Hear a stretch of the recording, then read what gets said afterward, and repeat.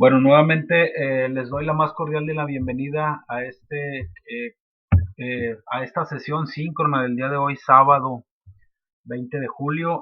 Nuevamente, como les comenté, hace un poquito más de una semana tuve un detalle que me impidió dar la clase en tiempo y forma. Pensé que esta semana ya íbamos a estar al 100%, pero pues volvió a surgir algo ahí. Sin embargo, ya estamos de regreso y esperemos ya estar mejor para continuar con nuestro curso.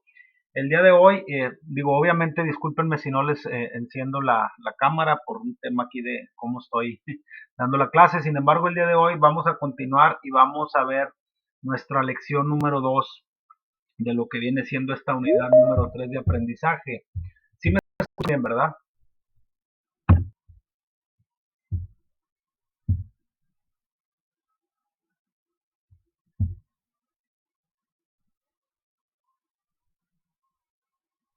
¿Sí me escuchan?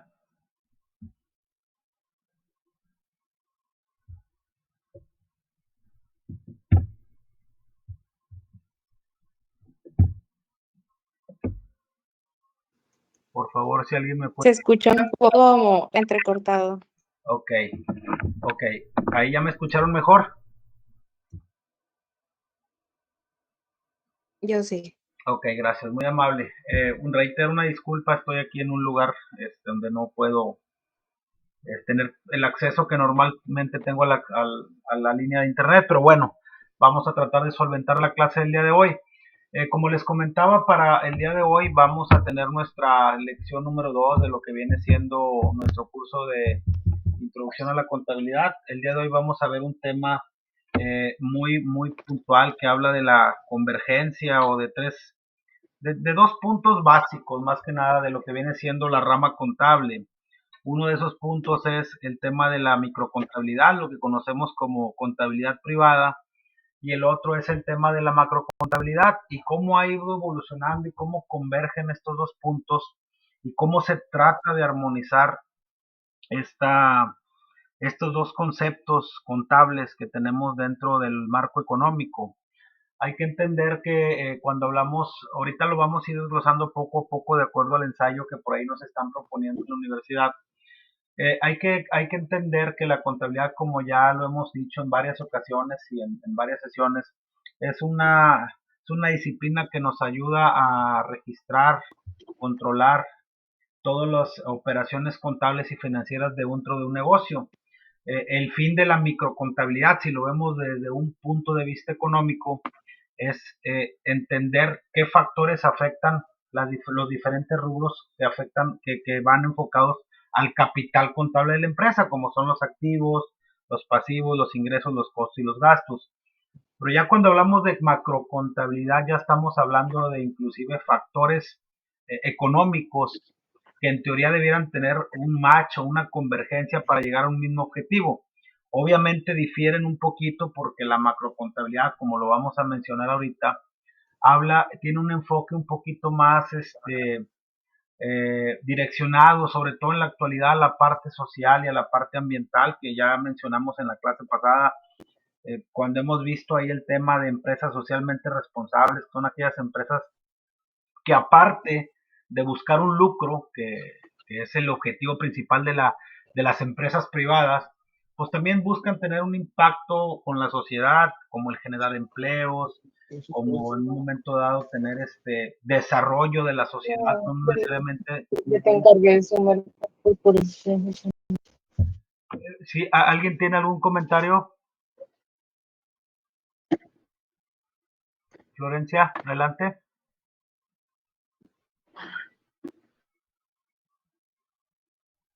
Ah, ok, discúlpeme, pensé que tenía algún comentario, le agradezco mucho. Sí, les decía que hay empresas privadas que también tienen que tener un enfoque social, que les conoce como empresas socialmente responsables, que buscan obviamente el desarrollo en diferentes ámbitos, no nada más con la generación de empleos, pero también está la parte ambiental. Hay que recordar que en la actualidad muchos de los procesos, muchas de las actividades que tienen las empresas privadas también buscan controlar un poco el impacto ambiental que pudieran tener esos procesos y que obviamente genere que tengamos como su nombre lo dice, un ambiente más acorde con los mismos, ¿va? Entonces, partiendo de ahí, de lo que trata este ensayo es que nosotros vayamos viendo cómo ir armonizando y qué retos se pueden presentar en un futuro para que haya una armonización entre la parte de la microcontabilidad, que es, reitero, todo aquel registro contable de las empresas privadas que persiguen un lucro, y la macrocontabilidad, que la macrocontabilidad no es otra cosa más que aquellos factores económicos, aquellos registros económicos en una sola ida, porque hay que entender que la macrocontabilidad, si lo quieren ver desde un punto de vista económico, habla de aquellos registros.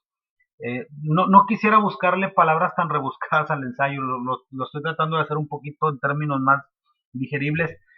Es aquella contabilidad administrativa, pero desde el punto de vista federal, vamos a decirlo de alguna manera, cuáles son nuestro Producto Interno Bruto, cuáles son nuestras exportaciones, cuáles son nuestras importaciones, cómo nos impacta de alguna u otra manera la actividad económica de las empresas privadas a la contabilidad o a la macrocontabilidad que tenemos en el gobierno. Hay que entender, y eso siempre se los he comentado a ustedes, que el gobierno como tal, o cuando hablemos de gobierno, y de hecho creo que alguna alumna comentó en una clase pasada que qué se entendía por un Estado. Cuando nosotros escuchemos Estado, estamos hablando de un gobierno, de un país. Entonces, nosotros lo que buscamos es entender que las empresas privadas son las que realmente generan la riqueza en un país. Si ustedes se fijan, el gobierno generalmente lo único que hace es, si lo vemos desde un punto de vista económico, es administrar los impuestos que genera la inversión en México. Obviamente nosotros dependemos mucho de la inversión extranjera directa, es decir, todas aquellas empresas que generan microcontabilidad, pero que obviamente impactan de una manera directa a la macrocontabilidad del país. ¿Por qué? Porque sin esa inversión, pues obviamente no se tuviera los empleos, no se tuvieran los programas sociales, no se tuvieran los presupuestos de ingresos de la federación, no se tuvieran los presupuestos de ingresos de la federación y todo aquello que nos ayuda a salir como país, adelante como país, ¿ok? Entonces vamos a iniciar, digo, ya como un preámbulo, ahorita vamos a ir desglosando cada uno de los conceptos de este ensayo. Eh, y nada más, por favor, si alguien me puede confirmar si el ensayo que acabo de proyectar se ve correcto para iniciar con la explicación.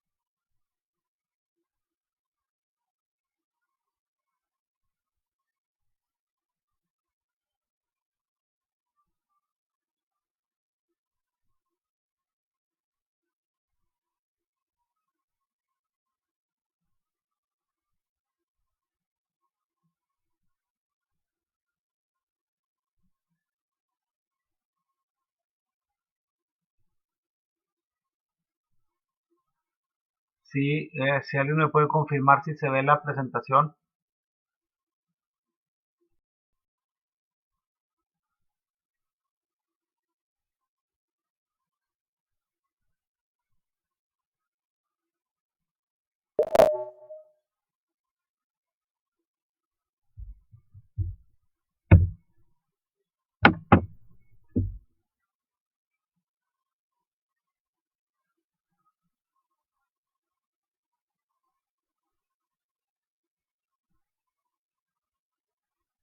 No se ve nada, maestro. Ok, un segundito, por favor.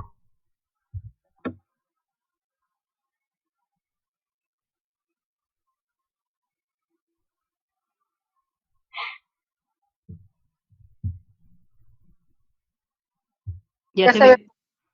¿Ya se ve? Sí, ya. Ok. Bueno, vamos a iniciar con la explicación.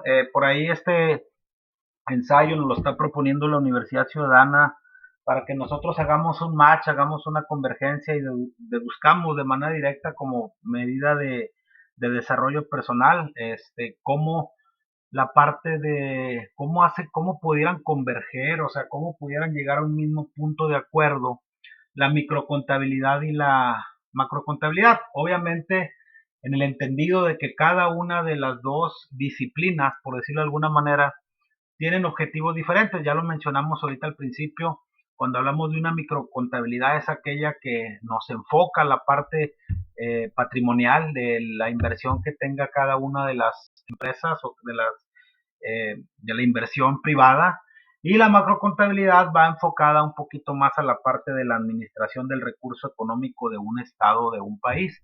Obviamente existen muchas áreas de oportunidad, existen muchas eh, aristas que todavía no están alineadas para que exista una convergencia, pero precisamente este es el objetivo de este ensayo, que veamos cuáles retos podemos tener dentro de lo que viene siendo la parte de la microcontabilidad contra la macrocontabilidad.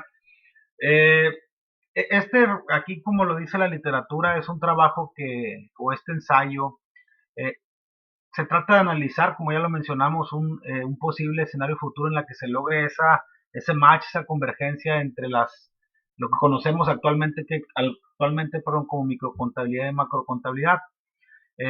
Argumenta en su favor, especialmente sobre la base de dar la necesidad de respuesta a los requerimientos de información social y ambiental que enfrenta actualmente la disciplina contable, que es lo que ya mencionamos de la parte que tienen que tener las empresas, tanto en su parte de impacto ambiental y en su parte de impacto social. No me voy a meter mucho en ese tema, ya lo mencionamos ahorita al principio, pero sí quiero empezar a definir como tal qué se puede conocer como contabilidad y como microcontabilidad o como macrocontabilidad.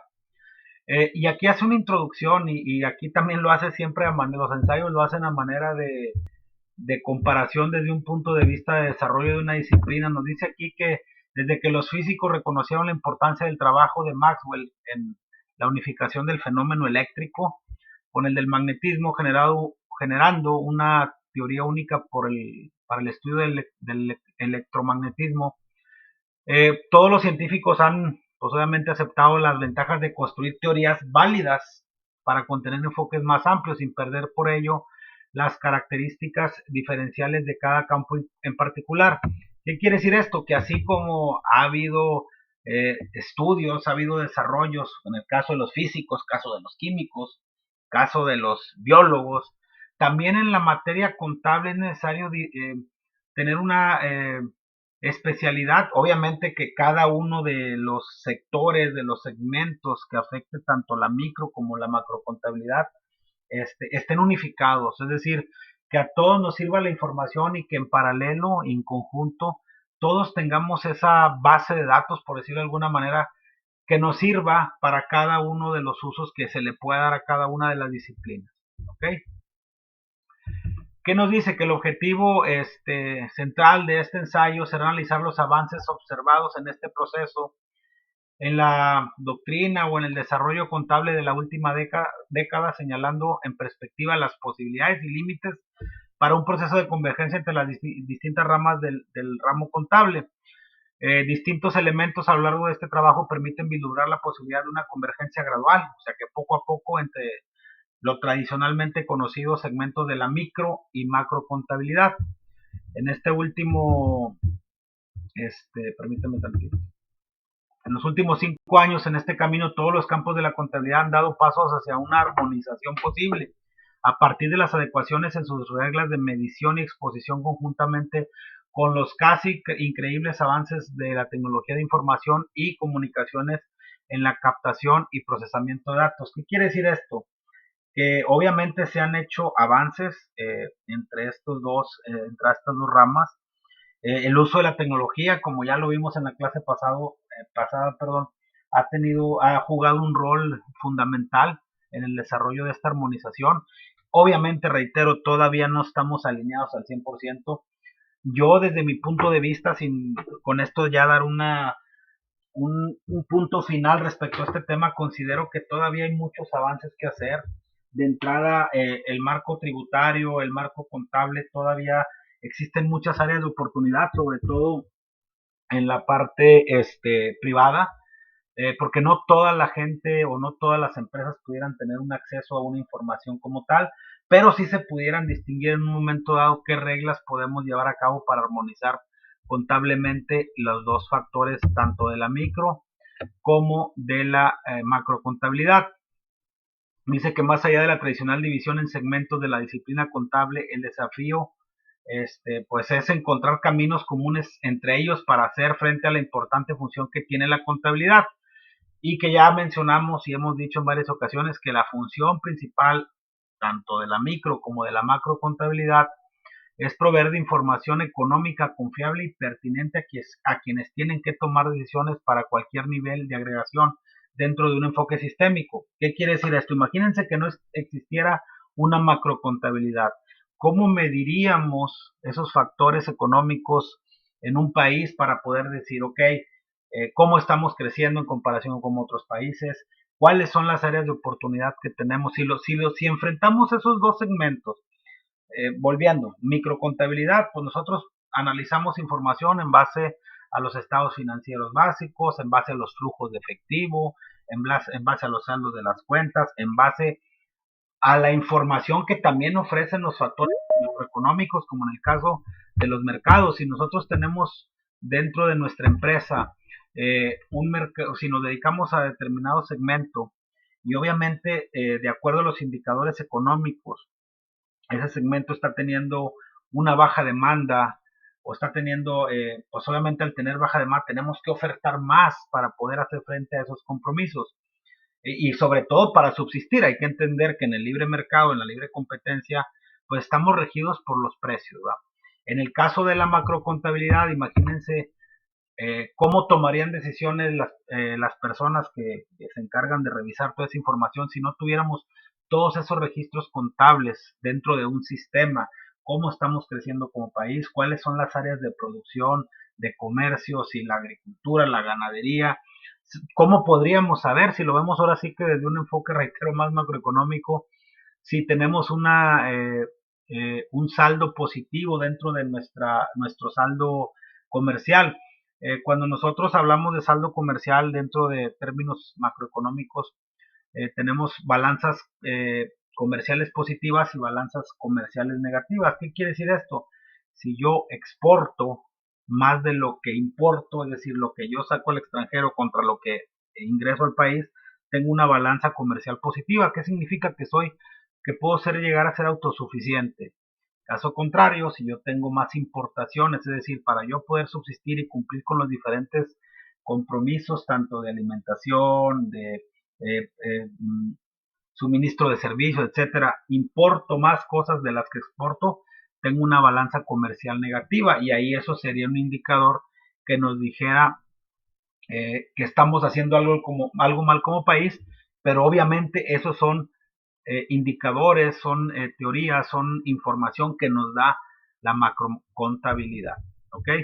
Dice que muchas veces es necesario distinguir para unir, pero llega un tiempo para discernir sobre los elementos comunes que permiten multiplicar las interacciones entre los distintos segmentos. Como todo, no tenemos, reitero, ahorita un punto en el que digamos de aquí estamos de acuerdo y aquí no estamos de acuerdo. O sea, no podemos estar, vaya, tenemos, lo ideal sería que esas dos áreas, esos dos segmentos se unieran y que ya tuviéramos un match, tenemos una idea en común, un punto de equilibrio si lo quisiéramos ver así, pero de alguna manera dentro de esa convergencia o de eso que nosotros buscamos, pues obviamente no estamos de acuerdo en todo, tenemos desacuerdos, y también discernimos de algunos puntos de vista que para la parte macroeconómica son importantes y no necesariamente para la parte microeconómica.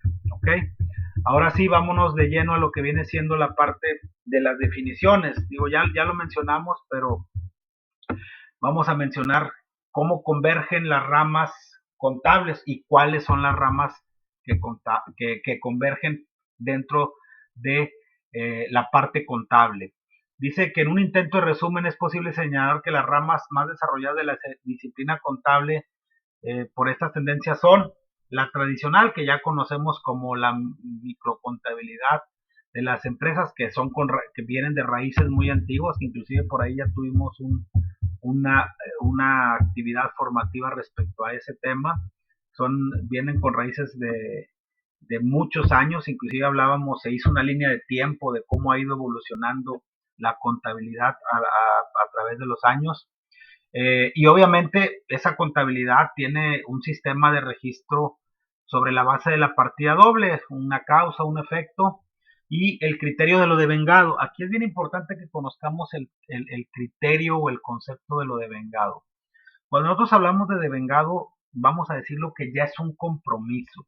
Vamos a poner un ejemplo bien sencillo. Si nosotros tenemos, no sé, una compra de una mercancía, hablando de la microcontabilidad o la contabilidad de las empresas, desde ese momento, aunque nosotros todavía no recibamos la mercancía, ya devengamos un compromiso de un gasto o de un egreso. ¿Por qué? Porque yo ya la solicité y tengo que impactar directamente esa operación dentro de mi contabilidad. ¿Qué registro contable se hace? Pues le cargo a la mercancía con abono o a mercancías en tránsito, con abono a cargo a IVA acreditable, con abono a proveedores. Desde ese momento yo ya devengué, ya tengo ese compromiso porque ya lo realicé. Entonces, cuando hablamos de lo devengado significa de todo aquello que ya nos genera un compromiso tanto de ingreso, como de gasto, como de egreso, como de costo. ¿Ok? En el caso de la microcontabilidad, sus esquemas de trabajo se concentran en la definición de stock o de existencia, más que en cualquiera de las otras ramas de la contabilidad, a pesar de que sus desarrollos sobre flujos son muy completos. Cuando hablemos de desarrollo sobre flujos, se refiere a flujos de información, ¿ok? No se refiere a flujos de efectivo, ¿vale? Tiene una relación directa con el derecho por resultar uno de los medios de prueba más importantes en el campo comercial. Determinó la conformación de conceptos específicos ligados a cada derecho positivo y puso en el centro de registración a las transacciones de terceros con terceros en el mercado. ¿Por qué quiere decir que tiene una relación estrecha con el derecho? Eh, Hay que recordar que en cierto tipo de juicios, la contabilidad es un medio probatorio. Voy a poner un ejemplo a lo mejor muy sencillo. Supónganse que somos empleados de una empresa y que pasa muy común, va, que los empleados por alguna situación puntual demandan a la empresa. ¿Y sabes qué? Es que yo ganaba tanto dinero y me tienes que dar tanto dinero de indemnización porque no me diste lo que me correspondía. Obviamente, si nosotros nos vamos a nuestros registros contables, pues obviamente, como lo mencioné en clases pasadas, ya tenemos por ahí recibos de nómina inclusive timbrados, donde nosotros podemos demostrar en un juicio que ya tenemos cuánto fue lo que le pagamos al trabajador y que lo que el trabajador se le liquidó de acuerdo a la Ley Federal del Trabajo es lo que le corresponde. Obviamente aquí estoy haciendo referencia a un derecho laboral.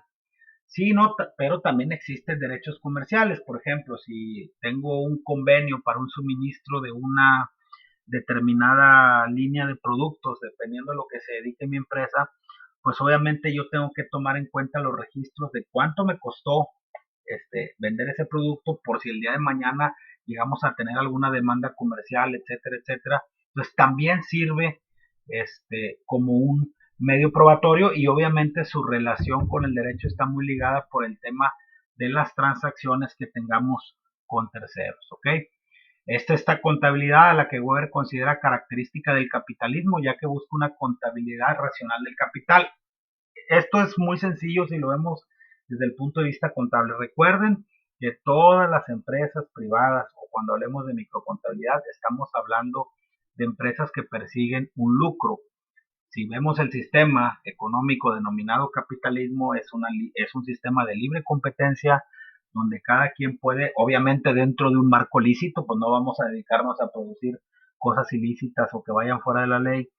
Todos los que estemos dentro de ese capitalismo, hay personas que pueden dedicar a producir, no sé, mochilas. Pues ahora hay 20 personas que producen mochilas, 1000 personas que producen mochilas y todos estamos dentro de ese, de ese, eh, eh, de esa actividad económica que obviamente impacta a la macrocontabilidad, pero es la que busca un lucro y que obviamente en el capitalismo es una contabilidad pensante, racional del capital, es decir, qué tanto me está generando de utilidades esa empresa para yo poder seguir dentro del mercado. ¿Ok?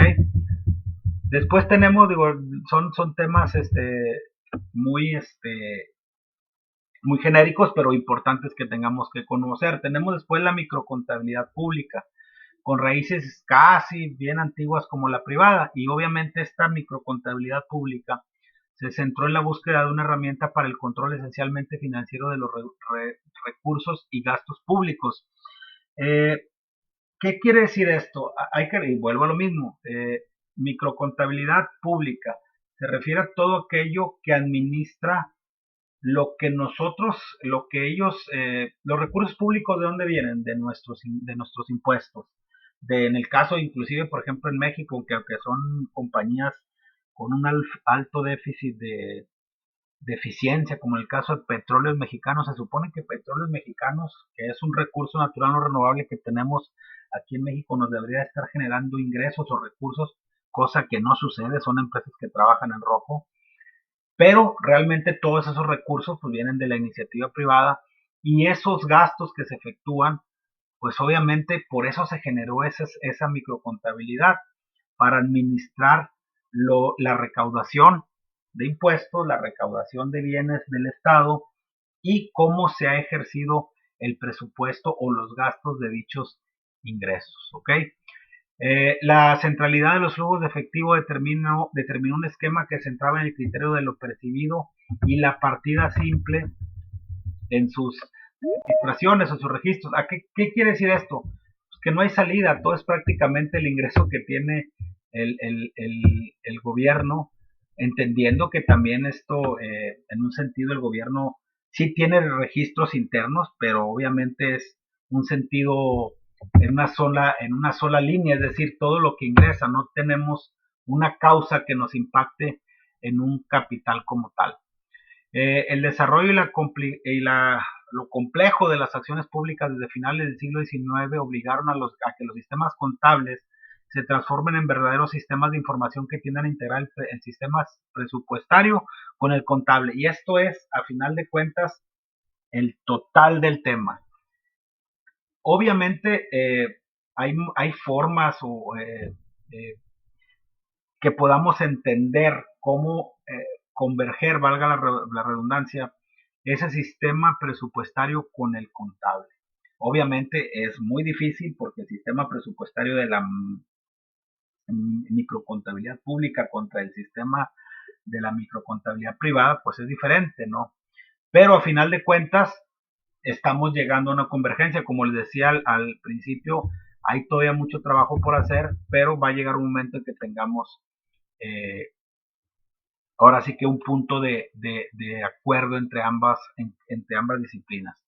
El proceso de acercamiento con la microcontabilidad privada vivido en la última década intenta agregar a su antiguo esquema las ventajas del criterio de lo devengado, que ya explicamos qué es, del registro de activos y pasivos distintos a los estrictamente financieros y de la partida doble. Sus desarrollos más originales se encuentran en el campo de la información prospectiva, motorizados por siglos de utilización del presupuesto como herramienta central del trabajo. Hay que entender, y vuelvo a lo mismo, a lo mejor son términos muy contables y muy administrativos, si lo queremos ver así, pero obviamente cuando hablamos de presupuesto, sobre todo en la parte de la contabilidad pública, estamos hablando de ellos, prácticamente la contabilidad pública es presupuesto, recordando que son administración de recursos recabados contra el ejercicio de esos recursos. Si lo vemos a nivel macroeconómico aquí en nuestro país, hay que entender que tenemos una ley de ingresos de la federación que nos dice cuál va a ser la captación de los recursos en un ejercicio, cuál va a ser el presupuesto de ingresos de la federación. Obviamente en los ingresos se hacen proyecciones de cuánto es la inversión que tenemos o cuál es la inversión que se pueda captar en un periodo determinado de tiempo en el país. vamos a tener también el presupuesto de egresos, cuánto vamos a destinar a programas sociales, si existen fondos para desastres naturales, cuánto vamos a ejercer para la milicia, cuánto vamos a ejercer para la pobreza, etcétera, etcétera, etcétera. ¿Ok? 3. Las cuentas nacionales. Las cuentas nacionales, si lo queremos ver así, no es otra cosa más que aquellas partidas específicas que tenemos nosotros desde un punto de vista macroeconómico. O sea, son cuentas que, que tienen su esencia central, como lo dice aquí en la macrocontabilidad. No me quisiera meter mucho en ese tema. Lo que sí les puedo decir es que a nivel macroeconómico, así como a nivel microeconómico o microcontable o privado, en ambos sentidos ya se está teniendo un enfoque socialmente responsable y un enfoque ambiental, a lo que le llamamos la contabilidad social y ambiental. Como tal, no existe una manera de registrar esa contabilidad, no es otra cosa más que parte del presupuesto en la parte gubernamental y parte del gasto dentro de la contabilidad privada. Obviamente para eso existe todavía mucho que hacer, se los comenté hace ratito. De hecho, estos conceptos, aunque para nosotros pudieran parecer recientes, ya en Europa tienen muchos años que iniciaron. De hecho, en Europa hace 20 años o más iniciaron con el tema del impacto social o de las empresas socialmente responsables, cuando para nosotros relativamente son conceptos nuevos, si lo queremos ver así. Yo se los dije la vez pasada, hay empresas aquí que son socialmente responsables, pero por ese impacto que ya tienen medido de tiempo atrás o que van mucho más adelante que la mayoría de las empresas. Hay que entender que también cuando hablamos de un impacto social, un impacto ambiental, estamos hablando de empresas robustas. Es muy difícil que un microempresario, que una persona, un emprendedor, eh, tenga de inicio de operaciones esos dos conceptos dentro de su marco para subsistir. Si de por sí hacemos un análisis de todo lo que nos cuesta, o lo que les cuesta, más bien dicho, a los empresarios generar empleos, si lo vemos, si hacemos un análisis de la carga tributaria que pudieran tener las empresas, es bastante. Si vamos a suponer que ahorita ustedes constituyen una empresa del, no sé, del régimen general de ley, de acuerdo a la ley del impuesto de la renta, y que están constituidos por dos o más socios. De entrada, a reserva de ver a qué se dedique el negocio, están obligados a dos impuestos, que es el ICR, que es una tasa del 30%, y están obligados al pago del impuesto al valor agregado, salvo que se dediquen a actividades que sean exentas o tasa cero, que eso es un tema más fiscal. Pero si es una tasa generalizada del 16%, si ustedes no sé, generan un ingreso de 20 millones, de 10 millones de pesos al año, por poner un ejemplo, si hacemos el cálculo, pues están obligados a pagar a reserva de ver el primer año, que el primer año no se paga ICR, pues hay que pagar un 30% de impuesto de ICR, hay que pagar un 16% de IVA, y se hacen los cálculos, y adicionalmente vamos a suponer que tengamos empleados, pues hay que tomar en cuenta la carga laboral, que es la parte del seguro social, la parte del retiro, la parte del Infonavit. Existen regulaciones también estatales, como en el caso del gobierno del Estado de Nuevo León, que tienes que pagar un 3% sobre nómina, sobre lo que tú le pagas a tus empleados. Encima tienes que pagar un impuesto por generar empleos. Entonces, la carga de las empresas es bastante fuerte como para en un inicio estar pensando en un enfoque socialmente responsable o en un impacto ambiental que podamos tener de acuerdo a nuestros procesos. ¿Okay? Obviamente también hay que entender que todo esto tiene mucho que ver con el giro o el tipo de negocio que se trate, lo que nosotros estamos llevando a cabo. ¿Okay? Después vamos a mencionar por qué se acercan hoy las ramas o segmentos de la contabilidad. Aquí nos dice que las ventajas del acercamiento entre las distintas ramas han sido reconocidas en general por diferentes actores, autores o por diferentes estudiosos de la rama contable.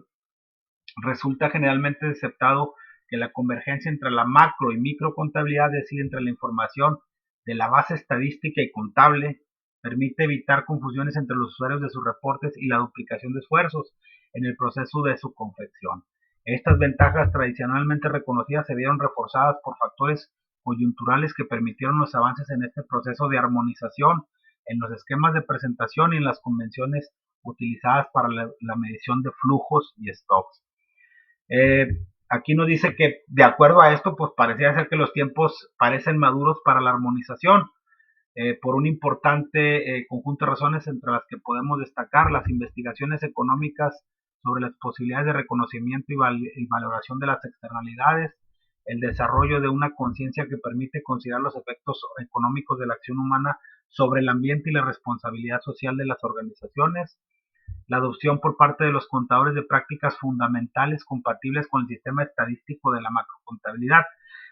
A final de cuentas también hay que entender algo. Toda la contabilidad no es otra cosa más que estadística. Si lo vemos desde un punto de vista macroeconómico, todo es estadística. La contabilidad es estadística. Cuando nosotros vemos, y les pongo siempre el ejemplo de la licenciatura o la especialidad que ustedes están tomando. Imagínense que ustedes, ¿cómo van a evaluar ustedes cómo se está posicionando un producto? Pues en base a qué, a las ventas. Y ahí se hacen un match. Ustedes pueden decir, oye, pero pues es que la competencia está vendiendo más. Ah, pues que a lo mejor la competencia tiene un análisis mejor de precios, tiene sistemas de costos mucho más detallados que le permiten eficientizar el precio de venta al que están vendiendo, valga la redundancia, ese producto, ese bien o ese servicio, o produciendo ese producto o ese bien, y que nosotros. Pero también existe esta parte bien importante. ¿Qué tanto me está afectando la parte macro en mi desarrollo interno dentro de las empresas? Si nosotros vemos y hacemos un análisis de mercado, que también es un sistema eh, de estadístico, es un sistema histórico, hay que recordar algo. Más que meternos a temas contables, a mí me agrada mucho decirles que todo en la vida se puede medir. Lo que no se puede medir no se puede controlar, y lo que no se puede controlar es algo que no se puede mejorar. Es hasta un proceso. Si ustedes tienen, no sé, si dicen, ¿sabes qué? Me voy a dedicar a la compra y venta de equipo electrónico, pero estoy viendo que no estoy vendiendo, algo tengo que hacer. ¿Cómo estoy midiendo mis ventas en comparación con qué? A ver, sácate de la contabilidad, ¿cuánto vendí el año pasado? No, pues qué tanto, ok. Ahora analízame a nivel macroeconómico cuál era la demanda de ese equipo electrónico el año pasado. Pues si el año pasado, por ejemplo, en el caso de la tecnología que avanza de una manera increíble, la demanda de ese equipo electrónico, de esa laptop, de ese celular, de ese, no sé, equipo electrónico era mayor, y a lo mejor en este año ya no es lo mismo, pues obviamente ya no puedo hacer yo lo mismo. Siempre les he comentado que en el mundo actual, sobre todo ustedes que van a un sistema un poquito más encarnizado de competencia, en el mundo actual lo único constante es el cambio, y lo que para ayer era, o para hace unos días era algo estable, probablemente en el corto plazo ya no lo vaya a ser. Entonces, a eso se refiere este punto, la adopción por parte de los contadores de prácticas fundamentales compatibles con el sistema estadístico de macrocontabilidad. ¿De dónde voy a agarrar yo la información como contador? Lo digo yo como contador, pero ustedes adóptenlo de una manera de qué es la información que a ustedes les va a servir para poder hacer mejor su trabajo. ¿Qué quiere decir con esto? A ustedes les van a enseñar cuál es el desarrollo de un producto, cómo se genera, cuánto cuesta, qué promoción tengo que hacer, el ciclo de vida de un producto. Y es esa información la que ustedes van a agarrar, que a ustedes les convenga de la contabilidad, pero también tienen que convergerlo con la información, o tienen que hacer un match con la información macroeconómica que existe en el Estado, en la libre competencia de mercado, para poder ustedes tomar las mejores decisiones. Como lo decía hace un ratito, y esto es bien importante, la contabilidad básica sirve para tomar decisiones. No se trata de que ustedes sean unos expertos en contabilidad, sino que agarren la información de la contabilidad privada y la información pública o estadística o del Estado o de medición que está allá afuera de demanda, para que ustedes puedan hacer frente a cómo pueden desarrollar mejor o cómo pueden ser mejores licenciados en marketing y gestión de ventas. Recordando que, como siempre les he dicho, que la parte de usted en su especialidad es el 90% de la subsistencia de una empresa. Si nosotros nos vamos a la parte ya operativa o administrativa de una empresa, pues no tiene caso producir 40,000 tornillos si no tengo quien me los venda. No tiene caso comprar 40,000, no sé, artículos si no tengo quien me los venda. ¿Qué quiere decir esto? Que todo parte de un presupuesto de ingreso. ¿Y quiénes son los responsables de posicionar y de tratar de colocar nuestro producto en el mercado de la mejor manera para que la empresa con la que estemos trabajando o que nosotros estemos emprendiendo genere las utilidades correspondientes y los ingresos correspondientes para al menos subsistir en el mercado? La parte de las ventas. Por eso no, más que tomar cursos de venta, porque pues los cursos de venta yo creo que siempre he creído que el buen vendedor nace solo. Hay gente en el buen sentido que vende. El vender no se refiere no nada más a vender producto y servicio, sino también al convencimiento, al vender ideas. Inclusive váyanse un poquito más allá. Ustedes como marketing vendan ideas, porque probablemente vaya a haber personas que van a vender el mismo producto que ustedes, pero, y a lo mejor son hasta más competitivos, pero si la idea que ustedes tienen de su producto y cómo vendan esa idea con el usuario final, con el cliente, es lo que les va a hacer la distinción de los demás. ¿Ok? A lo mejor me fui un poquito más allá de lo que viene siendo aquí este tema, pero es importante que también los conozcamos. ¿Ok? Vienen por ahí mencionando también otros ejemplos que la globalización, por ejemplo, también ha llevado a que pues, haya hasta cierto punto una convergencia. Dice que la globalización de las economías junto a las crisis financieras de los 90 y los escándalos empresariales le obligaron a la formulación de las políticas públicas a desarrollar herramientas de control que exigen mayor cantidad de información con mayor detalle. Y esto es bien importante también. Hay que recordar que la información es poder, ¿verdad? Si alguien tiene información que es útil para toma de decisiones, hay que adoptarla de la mejor manera. Obviamente, como menciona aquí el autor, las crisis económicas que tuvimos, pues ya hace un poquito más de 30 años, y obviamente todos los escándalos empresariales que han surgido en base a eso, fraudes, situaciones de malas prácticas de mercado, pues obviamente tanto en la parte de micro como en la macro contabilidad han desarrollado o han generado que existan esas políticas públicas de manera que cuando se tenga que hacer uso de esa información la tengamos más detallada para saber en qué estamos fallando en la parte empresarial y en qué estamos fallando en la parte eh, gubernamental, si lo queremos ver de alguna manera. Aquí hace una confronta, no me quiero meter mucho en este tema de la parte de lo que viene siendo la macro y la micro. Es un esquema sencillo, ahí viene explicado cómo se pueden hacer esa confronta de la macro y la micro contabilidad. No nos vamos a detener en ese tema. Lo que sí yo les sugiero y les recomiendo es que veamos cómo nosotros podemos hacer uso de esa información de la parte estadística, eh, que es la parte que tenemos en la macrocontabilidad, y de la parte de registro, parte de patrimonio, que es la que tenemos dentro de la parte de la microcontabilidad o de las empresas privadas. El punto 4 no creo que sea muy relevante si lo vemos desde un punto de vista de desarrollo de clase. Y vámonos al punto 5 directamente. Dice que hay que tener una visión global de los problemas que resta enfrentar o que tenemos ahí pendientes de atender para poder hacer esa convergencia. Dice que parece importante ordenar a esta altura del proceso los aspectos que están pendientes para confrontar un sistema contable integrado y coherente al valor económico.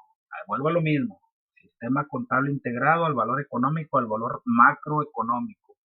No solo para armonizar las ramas contables, sino también, permítanme,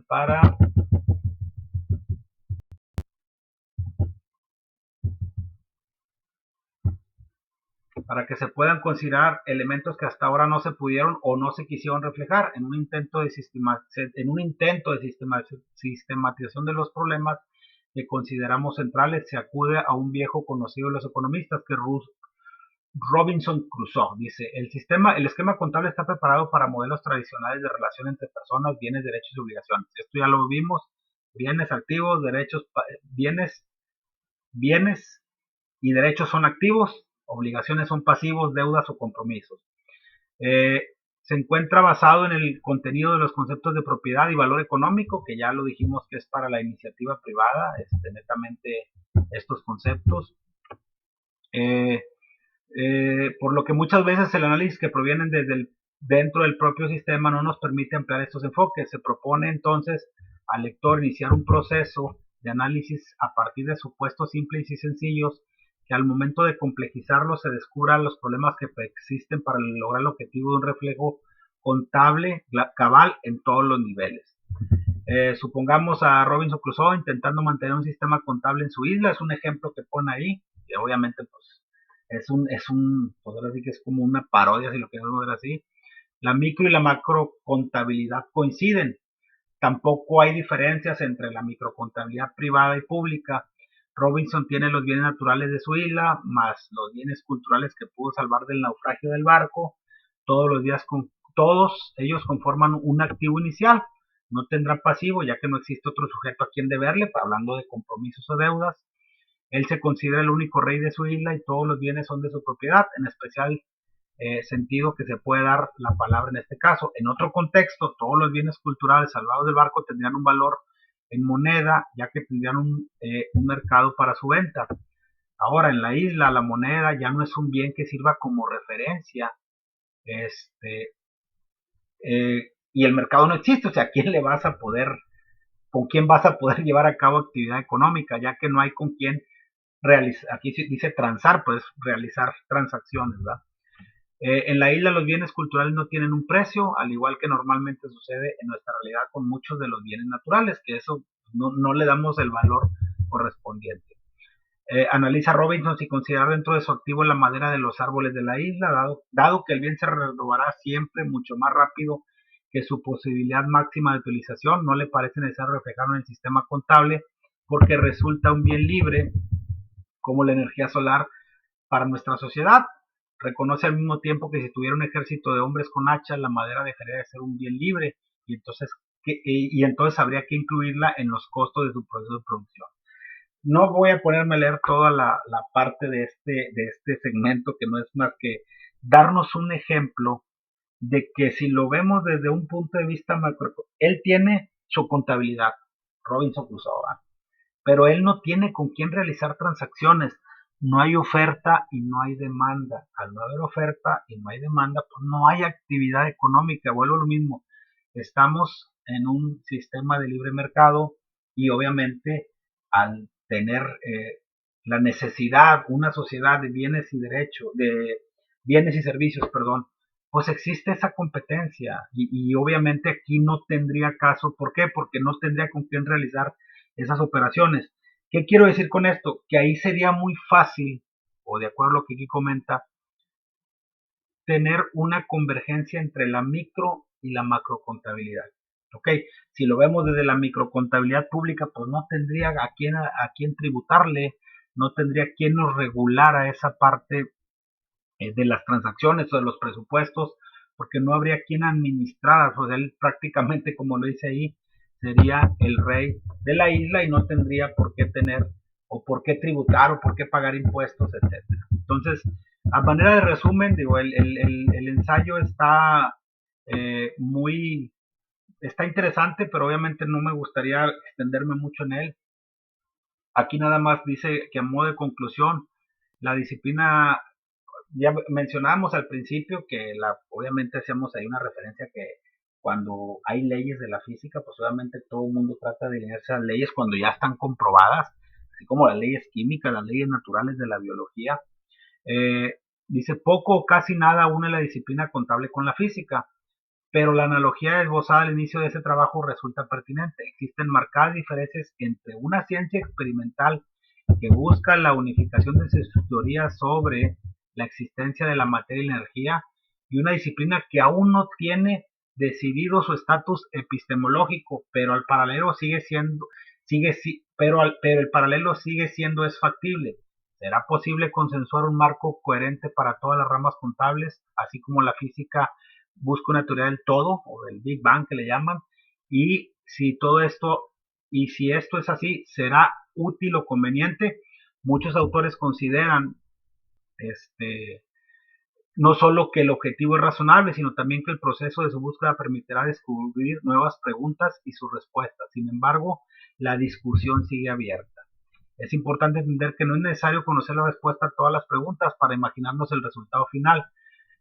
Y aquí yo nada más para ya resumir y no extender más la clase es, obviamente se tendría que hacer mucho trabajo, a diferencia de las ciencias exactas como las matemáticas y la física que son experimentales y donde podemos llevar a cabo, como su nombre lo dice, experimentos para poder probar una teoría o ley y que obviamente están basadas en un procedimiento científico de observación, experimentación, teoría o ley. Eso no hay tema porque ya son leyes que no se van a mover después de llevar a cabo ese proceso científico.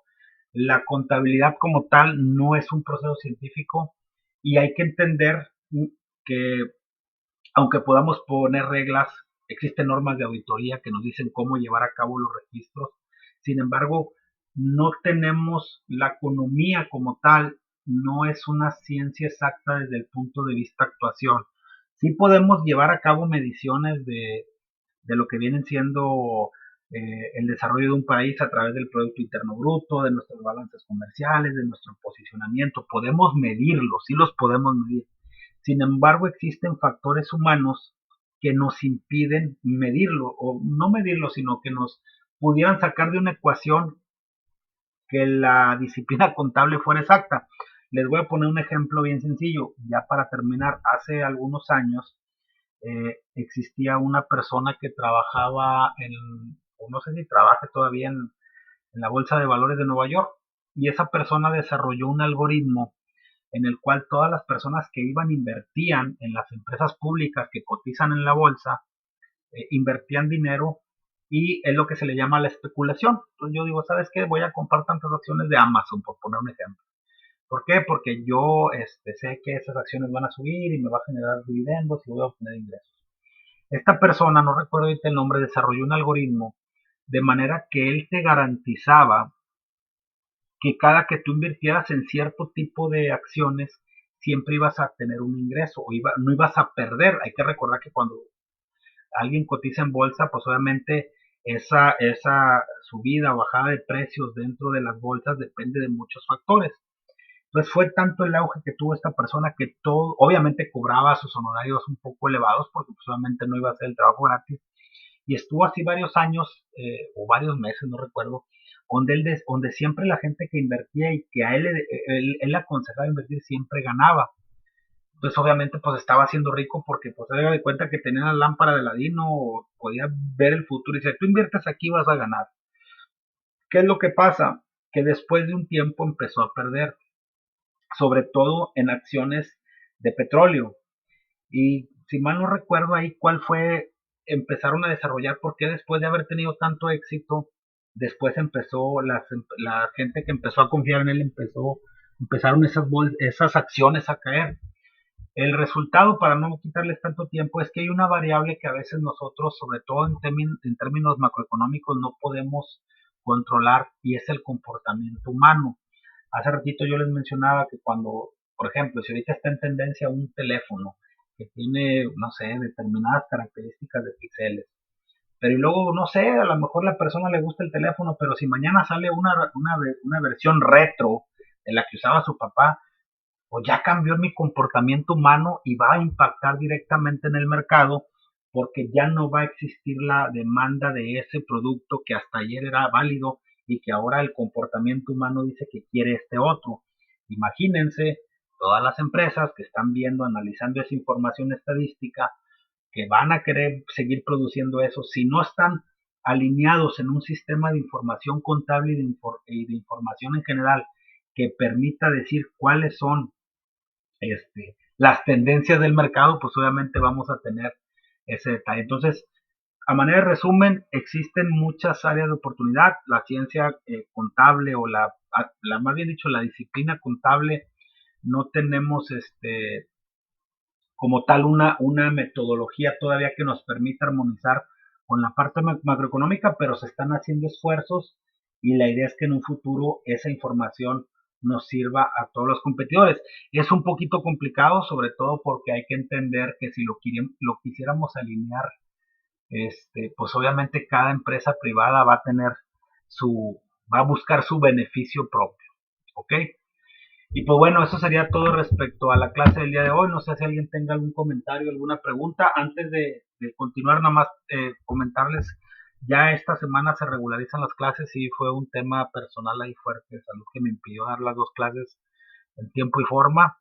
Eh, por ahí estaban pendientes las tareas de evaluar. El día de hoy ya se terminaron de evaluar todas las tareas, todos aquellos alumnos que ya incorporaron su tarea, ya están evaluadas. Esta semana que viene vamos a tener la tercera lección y ya en base a eso vamos a preparar nuestro trabajo para nuestra actividad formativa número 3. Ahorita ya no existe nada pendiente de evaluar. Para los alumnos que me habían estado mandando ahí el mensaje que está pendiente ya quedó evaluado. Y pues bueno, ahora sí, si alguien tiene alguna pregunta o algún comentario con toda confianza, háganmelo saber.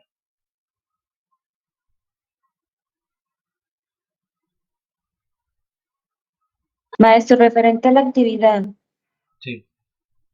este es un ensayo. En la rúbrica menciona consistencia argumentativa y dice, presenta solidez de consistencia argumentativa soportada en evidencia científica cuantitativa y cualitativa según el caso analizado.